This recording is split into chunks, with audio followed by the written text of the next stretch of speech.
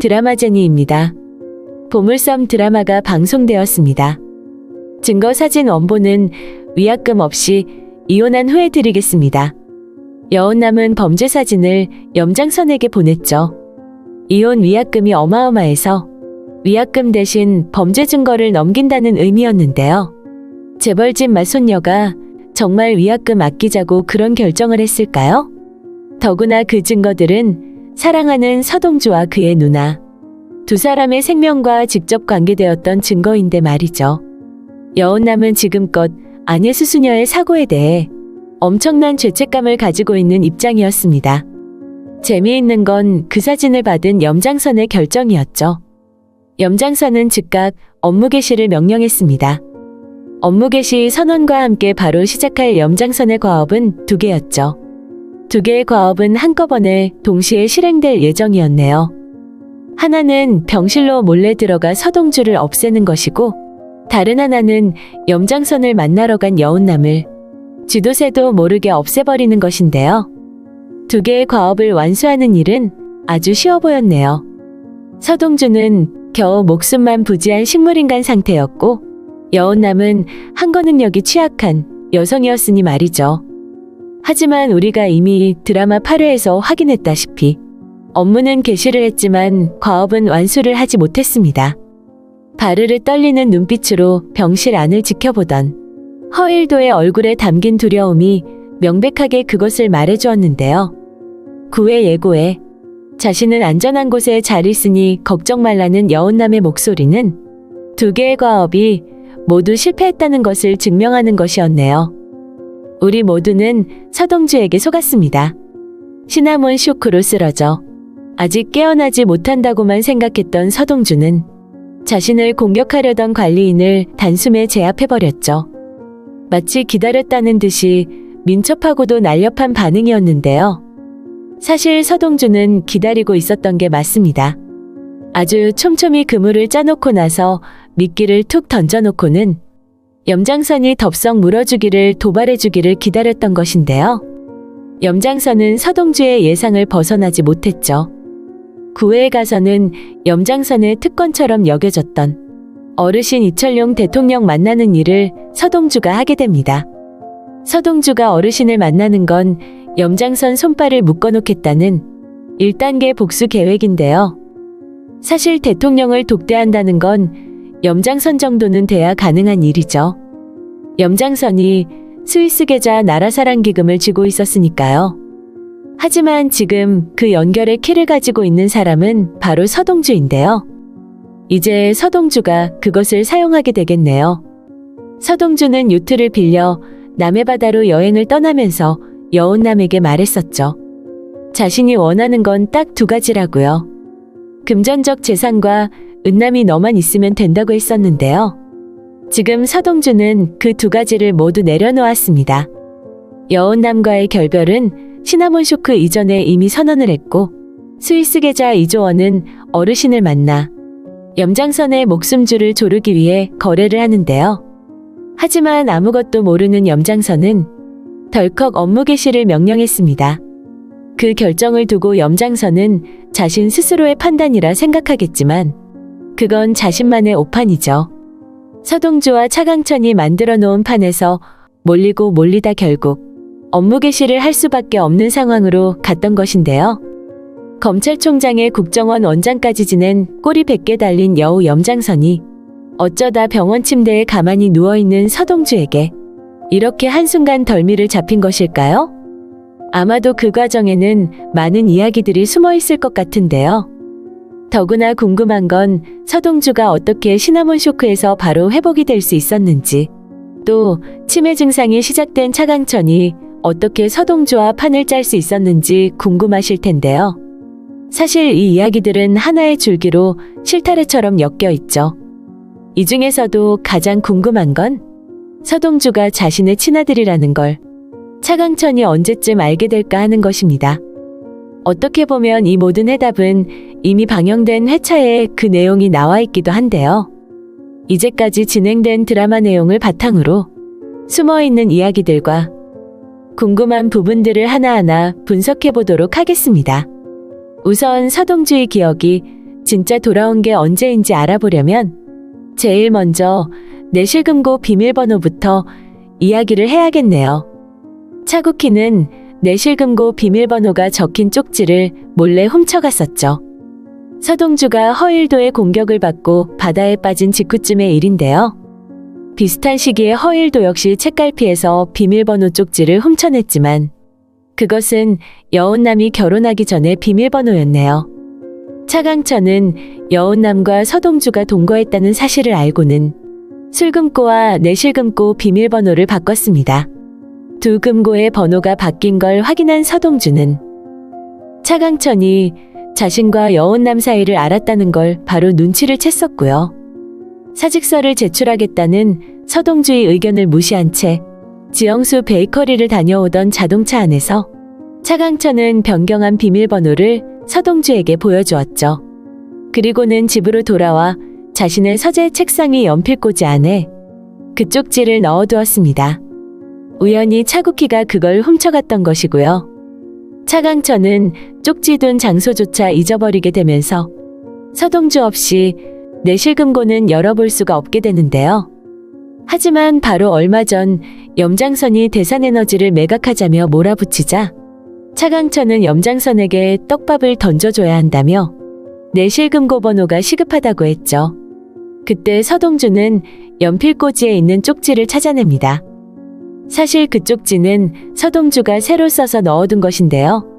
쪽지를 새로 쓰던 그날 서동주는 흰색 셔츠에 연회색 트레이닝복을 입고 있었네요. 이 옷차림은 차강천 집에서 지내기로 한 첫 새벽의 모습입니다. 대표님, 저한테 가끔 이 철봉 쓰게 해주셨죠. 아무도 없는 허일도의 서재에서 철봉을 하던 서동주 모습 기억하실 텐데요. 그날 새벽 악몽에서 잠이 깬 서동주는 제일 먼저 차강천의 서재로 갔던 것 같네요. 연필꽂이에 쪽지가 없는 걸 알고는 비밀번호 쪽지를 만들어 넣었던 것이죠. 아직은 자신의 기억이 돌아온 걸 밝힐 수 없기 때문에 금고를 열지 못해 불편했을 차강천을 배려한 것이었는데요. 서동주에게는 시간이 필요했습니다. 기억이 완전히 돌아온 걸 염장선이 알게 된다고 해도 손끝만큼도 건드릴 수 없을 확실한 방패를 만들어야 했으니까요. 그러다 안타깝게도 그 일이 일어난 것이죠. 염장선이 서동주의 유일한 가족인 누나를 친 것입니다. 신체로 말하면 급소를 가격한 것과 같은 상황인데요. 정말 기억이 돌아오지 않았다면 그 사건으로 완전 회복될 만큼의 치명적인 큰 충격이었습니다. 서동주는 평생 바로 길 건너편에 서 있던 누나의 미소를 절대 잊지 못하겠네요. 하지만 전혀 모른 척 무표정한 얼굴로 있어야 했고 울음이 쏟아져도 눈물 한 방울 흘릴 수 없었죠. 서동주가 누나 아니스를 보내고 첫 울음을 운 건 염장선의 하수인 조과장의 반지를 염장선 집에 놓고 나왔던 바로 그날 저녁이었습니다. 염장선의 머리를 한 방에 날려버리고 싶었지만 그나마 이 미친 영감탱이라고 소리를 지른 것으로 만족해야 했었죠. 더 큰 진짜 복수를 위해 뒤로 물러서야 했지만 그래도 그날은 마음껏 눈물을 흘릴 수 있었네요. 그리고는 누나와의 마지막 대화를 추억하며 벌꿀아분 차를 마셨습니다. 이게 바로 시나몬 쇼크를 이겨낼 수 있는 중요한 열쇠였던 건데요. 아니스는 서동주에게 벌꿀아분을 주면서 하루에 한 스푼씩 따뜻한 물에 타서 꼭 먹으라고 했었죠. 시나몬 알러지로 고생하는 걸 아는 아니스가 서동주를 위해 직접 만든 것인데요. 실제 벌꿀아분은 알러지를 방지하는 효능을 가지고 있습니다. 서동주는 몇 시간 후 시나몬이 든 타랫과를 먹게 되었을 때 앞서 벌꿀아분 차를 마셨다는 걸 떠올렸었죠. 이걸 마셔두면 알러지 때문에 순간적으로는 위험해진다고 해도 생명에는 지장 없이 금방 회복이 될 거라는 아니스의 말에 타랫과를 거부하지 않았던 건데요. 시나몬을 먹여보자는 염장선에게 허일도가 물었었죠. 서동주가 타랫과를 안 먹으면 어떻게 하냐고 말이죠. 그건 기억상실쇼를 하고 있는 거니 당장 없애버려야 한다고 염장선은 답을 했습니다. 어차피 서동주에겐 선택의 여지가 없었다는 것이죠. 서동주 역시 그걸 모르지 않았고요. 자신이 그걸 피하면 또 다른 방법으로 공작을 펴서 자신을 공격할 거라 짐작했던 건데요. 하지만 여운남의 인공호흡도 역할을 했고 결정적으로 벌꾸라분의 영향으로 서동주는 쌩쌩하게 다시 살아났습니다. 그런 과정에 장일남도 입원실로 오게 되었던 거고요. 서동주가 서울로 오게 된 후 장일남은 사라졌었네요. 덥수룩한 구레나루까지 벗어던지고 서동주를 도와주던 인물이라 그 역할이 필요했었는데요. 사실 그동안 장일남은 청구호의 눈을 피하느라 해양전파사에 맡겨놓고 찾아오지 못했던 핸드폰을 찾으러 갔었네요. 그리고 그 핸드폰에 들어있는 유튜브의 영상을 보았던 것이죠. 당연히 서동주 역시 그것을 몰랐을 리 없었고요. 앞서 말씀드렸듯이 서동주는 유튜브에 서 있던 자신을 그렇게 공격한 사람이 허일도라는 것을 이미 알고 있습니다. 그래서 그날 새벽 허일도 서재의 철봉에 매달려 허일도를 깜짝 놀라게 했던 것이죠.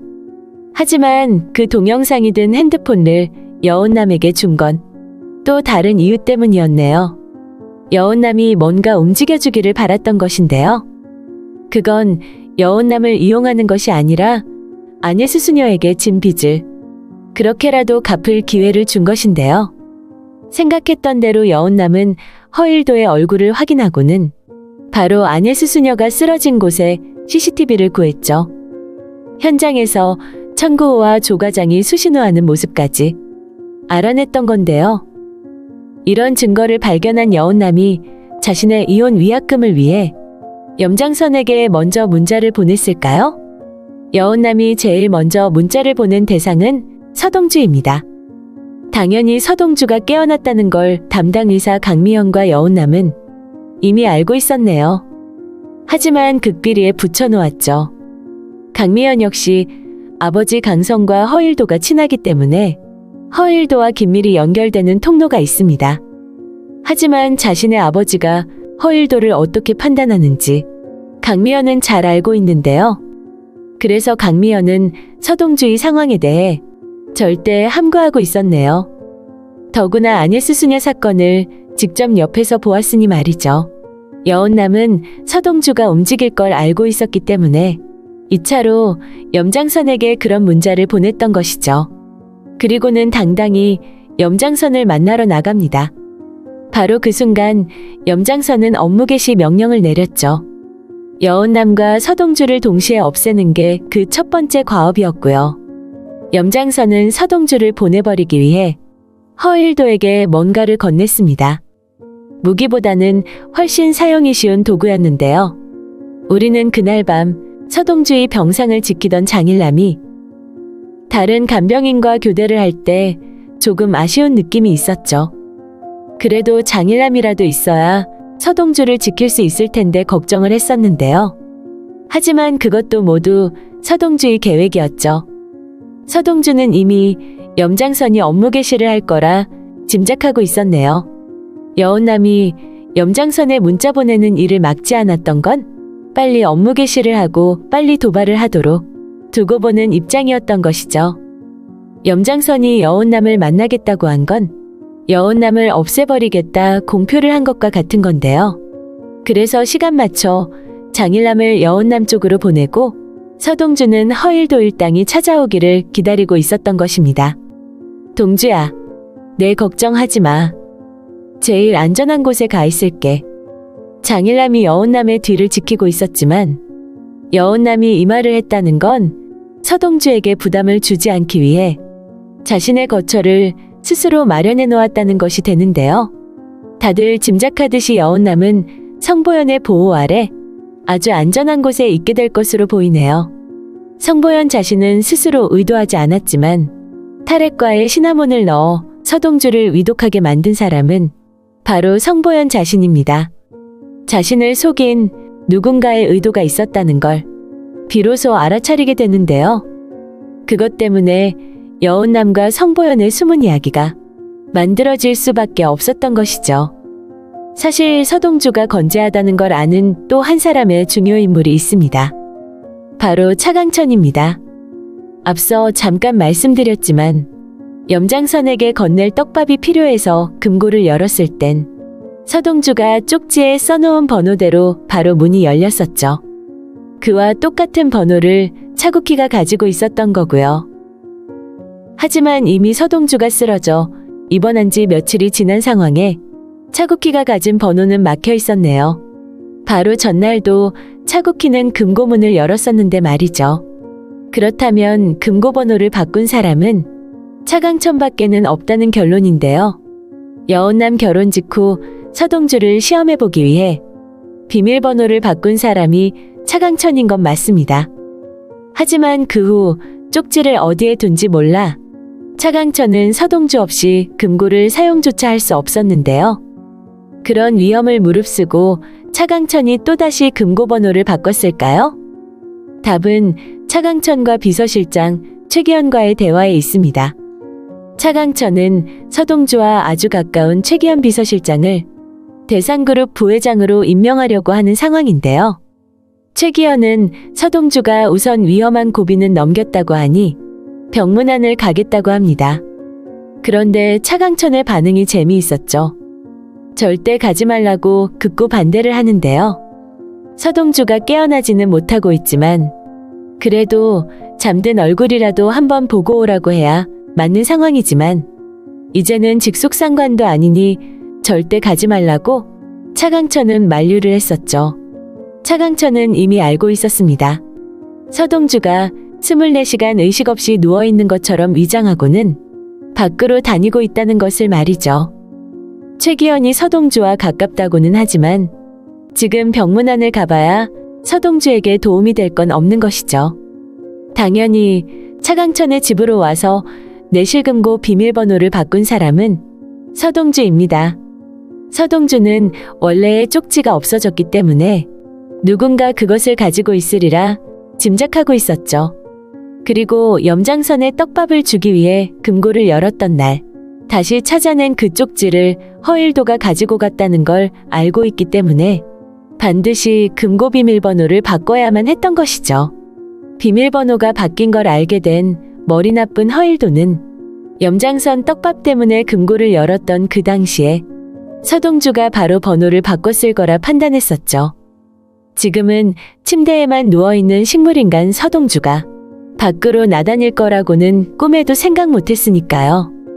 바로 전날까지 차국희가 그 번호를 사용했다고 하는데도 허일도의 나쁜 머리는 앞서가지를 못했네요. 조금만 더 깊게 생각했더라면 정답을 알 수 있었을 텐데 말이죠. 그런데요. 참 흥미로운 게 있죠. 차강천이 도대체 뭘 믿고 그렇게나 서동주를 신용하는 것일까요? 자신의 사위도 못 믿고 딸도 못 믿는 차강천인데 말이죠. 아무리 건실하고 바른 청년이라고는 하지만 자신의 유전자를 물려받은 자식 이상으로 믿을 수는 없을 텐데요. 이쯤 되면 우리는 짐작할 수 있습니다. 서동주가 자신의 친아들이라는 걸 차강천은 이미 알고 있었다는 사실인데요.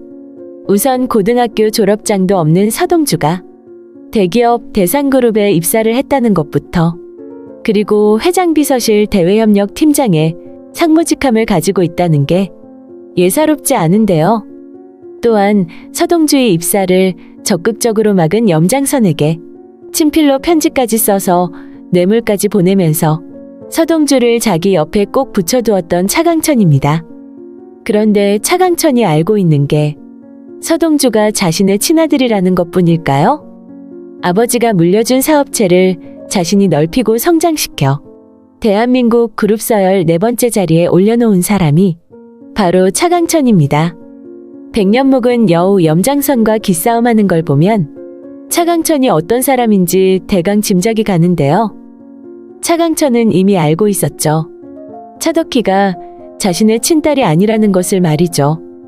차강천이 그럼 차덕희를 내치지 않고 그대로 집안에 두는 이유가 뭘까요?